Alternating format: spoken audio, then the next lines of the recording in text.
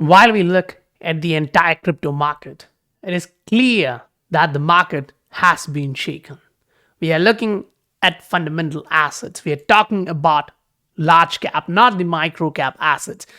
Most of these are breaking through a level of support. Most of these are getting hammered with what the SEC has been doing. But to our surprise, instead of going to the downside, XRP right now is testing a level of resistance. So you need to understand the fact that how the market is reacting. Those who are in Cardano are feeling the heat, the price is dropping. Those who are in Solana is watching the price drop below a support. Those who are in Matic, now these are all comparatively stronger projects than a lot of them. Now, if you wish to look at it on a different perspective, I would say, look at this. Bitcoin is minus 9% for the year. For the month, it's minus 2%. And Ether is the opposite. Minus 2, positive 2% for the month and 9% in green for the year. And that's why when you come look at XRP, it makes the sense. It is 40% up for the year and 28% up for the month. So clearly, there is something happening. And that's what we will try to digest here. So we'll actually get a perspective of where we are going. But understand, this is happening as we speak. We closed the last day here. If we actually get a weekly candle close breaking this level, that is not going to be better for any of these crypto. Binance is one of the biggest exchanges in the world, and BNB is not only for the Binance US, so there is going to be something coming on our way.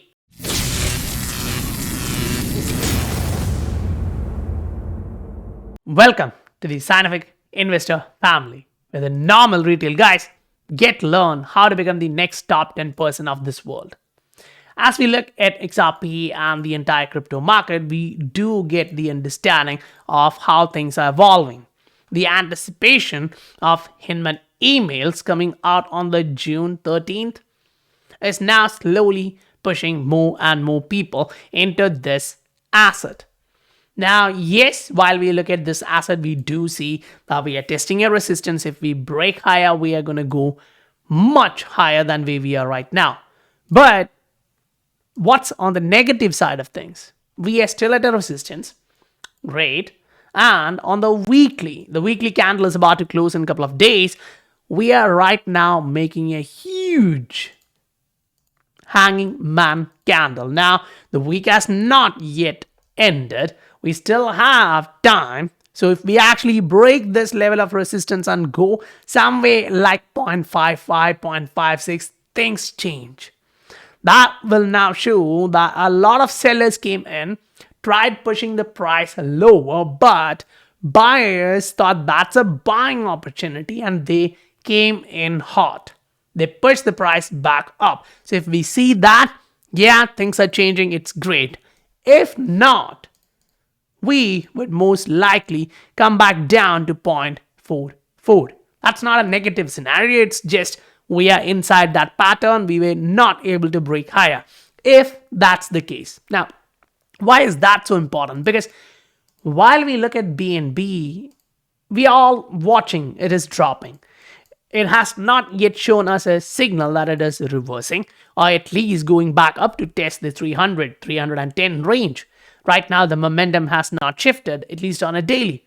As you zoom in, you can see like, okay, we are doing some pattern which actually shows you there is a possibility we may actually get a run up to 275.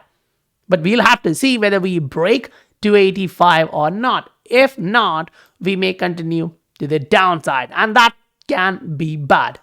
Now, if you actually look at Bitcoin, which kind of demands the entire market situation as of now, this is something to keep in mind. We're getting a divergence, which is positive, but we're still here. Last 2 days, we haven't done much in terms of price action. Yes, the price went a little bit up, a little bit down, but closed just like a doji, an indecision candle. So the market is still working on a decision whether we should go up, whether we should go down, and that thought process. We haven't changed anything yet. We are inside this corrective pattern. Now, take the weekly chart for Bitcoin and see how things are evolving. One of the positives, I would say, for Bitcoin right now is that it actually dropped a little bit below the 21-day moving average, and it is about to close the week above that. So we still have 48 hours, great, but if we manage to hold above 25,800, which is still a good possibility we may actually do that. If we do, then that's a positive news. You are gaining support at the 21-day moving average. Now, the only thing which you'll have to look at, if Cardano drops, Solana drops, most of the market will not respond like an atom bomb. But if BNB does, there is going to be some sort of pain. There is going to be some sort of issues because there's a lot of people who are staking BNB using the Binance card and all those facilities provided by that particular exchange. And it is for sure we can observe the fact that we are at this level and we really don't want this level to break. And if it does, that is where the biggest concern is. You actually move on to reduce the noise to get a better perspective, and it shows you now we are actually breaking through that to the downside. So unless we come back above and close for the week, it is going to be bad.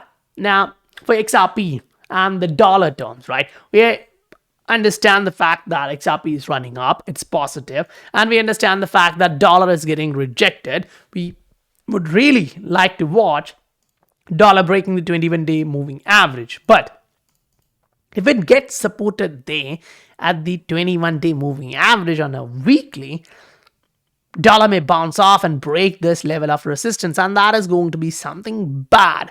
Basically, it is not going to look really great, but chances are that we may continue further to the downside, we may come close to 100 or break to the downside. Now, why would I align my thought process to that side, right? Even though we are above the 21-day moving average. Because if it does, one, it's positive for crypto. Two, you're watching the divergence. You're watching the price making lower highs and the RSI making a higher high. So you actually go see the hidden divergence. It actually shows if the price is making lower highs at a time when the oscillator is making a higher high, that's bearish. That's what we are watching here right now. This is clear-cut picture. So that means, yes, if you observe the fact that XRP is moving up, dollar is about to support that run up. If dollar gets rejected to the downside, that does mean XRP now has more odds to go to the upside. But then we just look at XRP, right? Yeah, we know there is a lot of noise happening in the price action, but if you actually remove those and look at where we are right now, we can say like, okay, the strength is actually reducing at a time when the price is almost at the local highs, right? We don't have that amount of strength here. So the price is moving to the upside at a time when the RSI is dropping to the downside. So we have some conflicts of interest being an XRP guy here. But I would say, most likely, if that is to happen, we may break to the downside. We may come back down to close around 0.5, but watch BNB. Because if XRP is to drop at this level, I would say it should be the BNB which should drop heavy. If that happens, there is going to be some sort of pain in the market for sure. And most likely that is also going to impact XRP. And if you remember the thought process we've shared before, this is the area of interest for us. Great. And inside that, while we understand the fact that yes, we can actually get a reversal, we are doing a bullish continuation structure, we haven't yet reached that territory, right? We haven't yet reached that territory. If we actually try to line this here, it won't work. It doesn't actually look like a rounded bottom. So more or less, we're going to get a shoulder pattern here. So that makes a inverse head and shoulder. So that is still a possibility which we cannot neglect in the price action. Now, keep this in mind and take this into the XRP Bitcoin side. And that is where things get even more interesting because right now you're breaking through to the upside. And usually whenever this happens, and you retest and bounce, that's bullish for XRP. You can go back at times when we have actually done that. We've actually broken a particular range where we were trading. That usually signals XRP price goes up. Maybe next day, maybe it takes another days. But it still shows you the fact that you can watch XRP to Bitcoin and see how price action is moving. Because as we just highlighted, if the entire market is dropping from these fundamental coins, people would actually fear. They'll start to move out. And that is where an asset which is standing up, which is having utility, kind of gets attention. And that is one of the reasons why we would say XRP still has this amount of volume. Because if the market is panicking and it is dropping like we are watching, it should actually drop in volume. Look at Binance Coin. At times it had in multiples to that of the volume it has right now. So the market is panicking. It's slowly trying to move out, but the big guys, they won't actually dump it right away. So as we speak, we look at the price action for Binance Coin. It is still flirting with the short-term level of support. It is actually staying there. It is healthy. But if you actually see that breaking below 2259, now that can create some more level of panic, because that would now look like a continuation pattern to the downside, which would actually attract more sellers, which would actually attract, all these competitors who are looking for the blood, right? Now we know the timing looks weird. FTX 2.0 is about to come out. SEC is going against all these big exchanges in the US. Let it be the Coinbase, let it be the Binance US. They are targeting the existing exchanges for sure. But we are also watching how things are evolving. Some of these are important to understand. The narrative here is one of the main reason I would say, okay, people are actually looking at things. And I would say, okay, think about this. If a government want to put money in to drop one asset, say proof of work network, let it be Bitcoin. The entire market is $1.1 trillion and Bitcoin is 40% of it. What does that mean?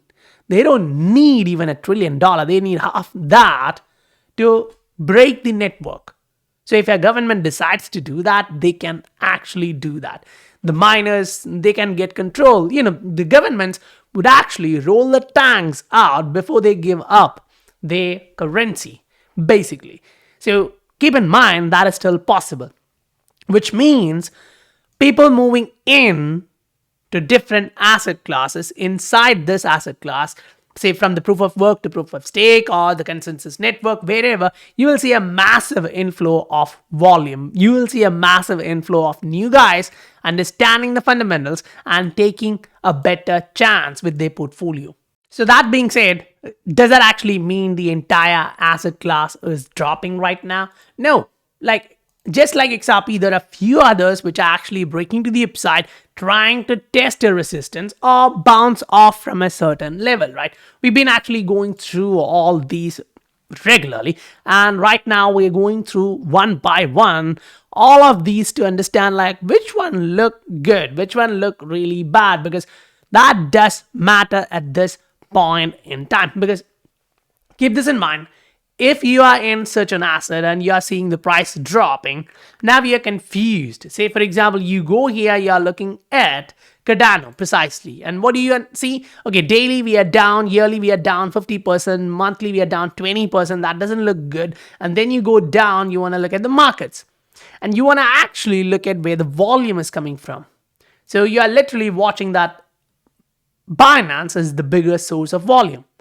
And right now they're saying, okay, we are not going to actually use the USD-USDT pair in the Binance US. And if BNB is dropping, Binance as an exchange is going to have some trouble. Then you see 7% in Coinbase. Now that's gone. So automatically afterwards, you see a lot of these exchanges having a little bit of volume, right? They don't have a massive volume structure for this. Now you can go down and watch where money is flowing in. From Binance, biggest chunk is coming in the USDT. Coinbase, it's USD, right? So once the dollar-backed thing is going away, now you're going to see major issues for sure. let it be a 10% removal from the volume, from the buying side of things, that is not going to be positive. And that is one of the reasons why I would say there are assets which are just opposite. They don't have much of exposure in terms of the daily volume coming from the US. They have other currencies dominating, let it be the Korean won, the Japanese yen, the euro, all those.